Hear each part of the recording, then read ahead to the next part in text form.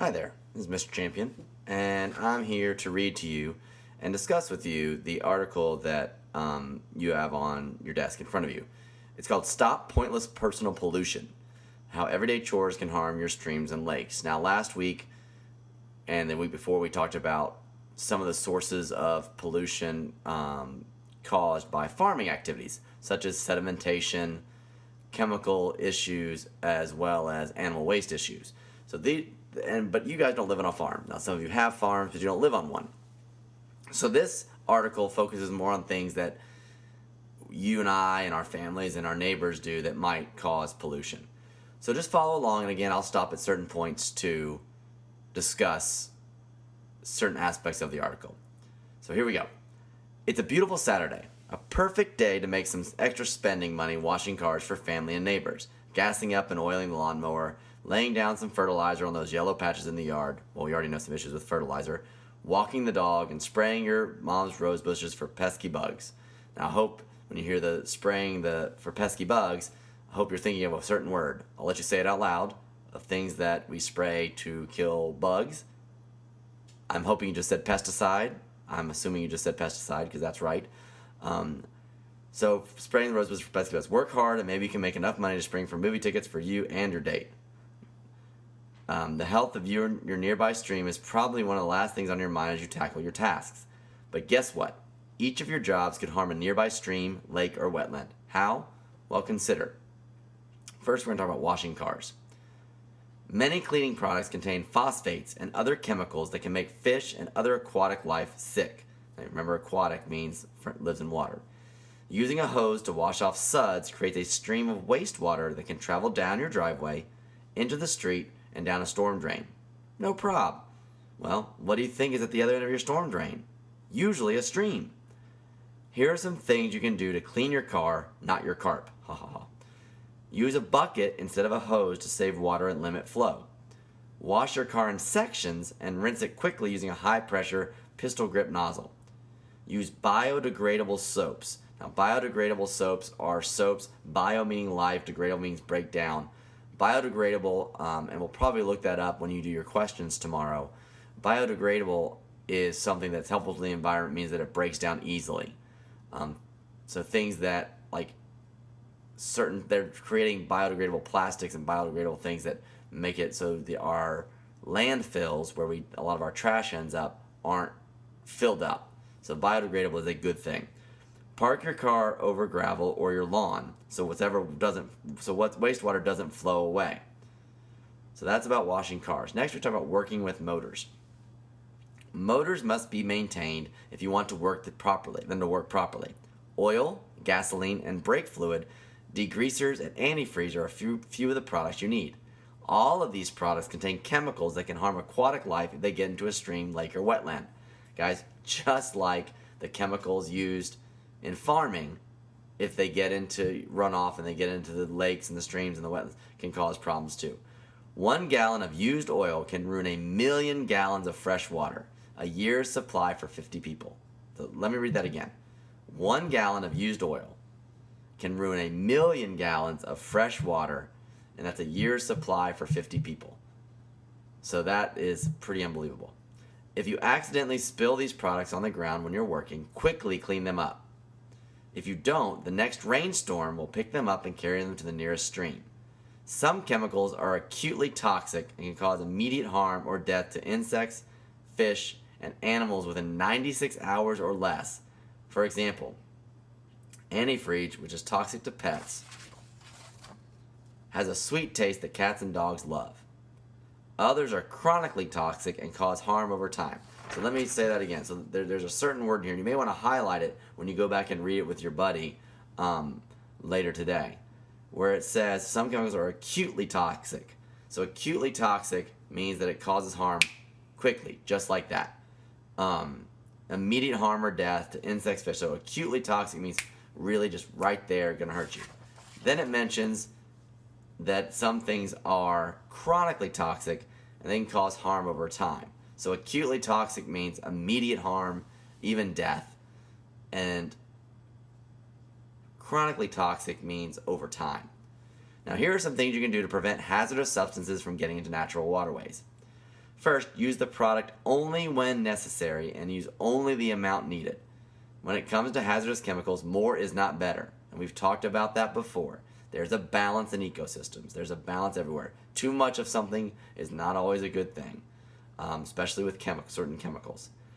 Clean up any spills immediately. Wear protective clothing and gloves. Never flush chemicals down the toilet or pour them onto the ground or into a storm drain. Dispose of used oil and other hazardous products in a safe manner. Participate in collection programs or take products to collection centers for disposal.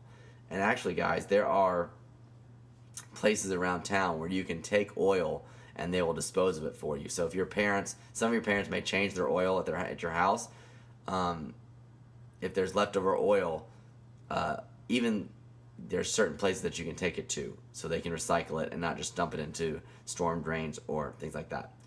Now, fertilizing the lawn. Green lawns need lots of fertilizer, right? Wrong. Too much fertilizer, there it is again, too much of something. Too much fertilizer applied at the wrong time can be very harmful to grass. It can cause disease, weeds, and poor root growth and make your lawn less able to withstand periods of heavy rain or dry weather. In addition, the same rains that pick up oil, gas, and other hazardous chemicals can also pick up excess fertilizer lying around and carry it to a lake or stream. Instead of making grass grow in your front yard, this fertilizer can make algae and weeds grow in the water. We might have eutrophication again, which was something was mentioned in the farming article, eutrophication being the increased growth of algae, which can cause lots of problems. Here are some things you can do to keep your lawn and streams and ponds healthy. Use native grasses that do not have high fertilizer requirements. And native grasses are things that naturally occur in your area. We'll probably talk about it when I get back. Some native grasses to Nashville, the Nashville area, that might be helpful. Test your soil to find out exactly what nutrients your lawn needs. Now, if you go back to the farming article, when it talked about, that farmers, if they learn more about their soil, will reduce the amount of chemicals they will need to use. Apply fertilizer only when it is needed, during the right season and in proper amounts. Do not leave fertilizer on driveways and sidewalks where it can be picked up and washed away by runoff from the next storm. Do not fertilize if a heavy storm is predicted. Because if you think about it, what's going to happen? That's right, the fertilizer will get washed away. And the instructions usually on the back of the fertilizer tell you that if you're expecting heavy rain, don't put it down because it'll just wash away. So we've talked about washing your car. We've talked about working with motors with your car, and we've talked about fertilizing the lawn. Now walking the dog. Now don't be embarrassed to say it. Pet poop is potential pollution. Obviously, make the connection. Just think about it for a second. How does that connect to our farming article? I'm hoping someone may have just shouted out, animal waste, because obviously this is still animal waste. Now it's not cows and horses and chickens and pigs, it's dogs.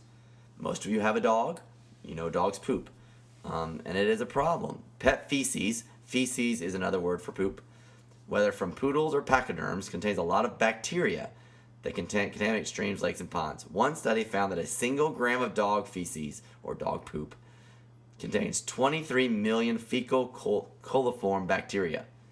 That's not good stuff. That stuff can make you really, really sick.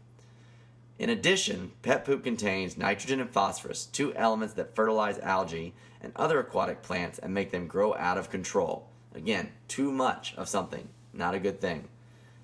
We get these algae blooms and they cover the water, they close out the sun, they choke out the oxygen, not good. And the more poop, the more bacteria, nitrogen, and phosphorus. In a densely populated watershed in Arlington, Virginia, Arlington is just outside of Washington, D.C. Scientists estimate that dogs deposit more than 5,000 pounds of poop each day. Each day, 5,000 pounds. That's a lot of poop. The solution is to scoop up after your pet and dispose of feces properly. A lot of parks that you go to that allow dogs have little bags that you can use to pick up your dog. I always try to put a bag in the stroller if I'm walking with John or have Sadie with me. So just keep that in mind. But again, if you're at the dog park, there should be little places to pick up your dog's poop. Finally, controlling insect pests. Pests are a pain. but getting rid of them can be a greater pain if you do it wrong. Using harsh, which are kind of really like strong pesticides, can be harmful for people and the environment. According to the Federal Centers for Disease Control, 82% of Americans already have the widely used insecticide Dursban in their bodies. Now that's kind of freaky that there's a widely used insecticide that's in 82% of Americans' bodies. I'm not sure I want an insecticide inside my body. Now that's a new word. We had pesticide last week, we had herbicide, we had fungicide, and we had pesticide. I may have just said that pesticide twice. But insecticide is just, what do you think insecticide kills? That's right, insects. So that's really a creepy statistic that 82% of Americans already have the widely used insecticide Dursban in their bodies. Well, a technique known as integrated pest management, hello, that should sound familiar. We talked about it last week. Integrated pest management is usually the best approach to controlling pests and protecting the waterways from pollution. Chemical insecticides are used very sparingly, which means not very much, if at all. The focus is on early identification of pests and natural controls, such as introducing predators to feed on pests and planting plants that are naturally resistant to pests. Ding, ding, ding, ding, ding.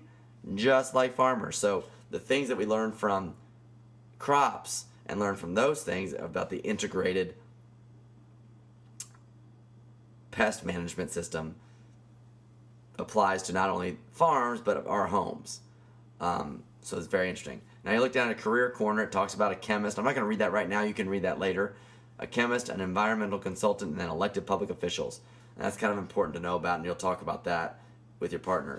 I want to go back to the first page, or the front, and the Do You Know segment. It says, do you know the difference between a storm drain and a sewer? Storm drains collect water from outside our homes and businesses and carry it untreated directly to streams and rivers. Sewers collect water from inside homes and businesses and carry it to treatment plants where it is cleaned before it reaches streams and rivers. So remember, only rain should go into storm drains, not trash, oil, or other pollutants. And then you can look at the picture. It says, can you identify the activities that contribute to pollution in your watershed? So you can look on there, and on the back at the very bottom, but you can look, you can see there's a guy who's not very smart. He is pouring oil down the storm drain. We have fertilizer being used. We have way too much water. We have oil leaking from the car, and some other things you can talk about. So that is Stop Pointless Personal Pollution. I believe you're going to read this article again, actually several times. Tomorrow you'll get some questions. Now, if you get stuck and you want to hear my discussion with it again, feel free to play this audio again. It's only about 13, 14 minutes. If you're reading it at home, pop me on. Go to the blog, listen to it and you can follow along with me. And that'll maybe help you remember our discussion. So, hope all is well. Hope you guys are behaving, and talk to you later.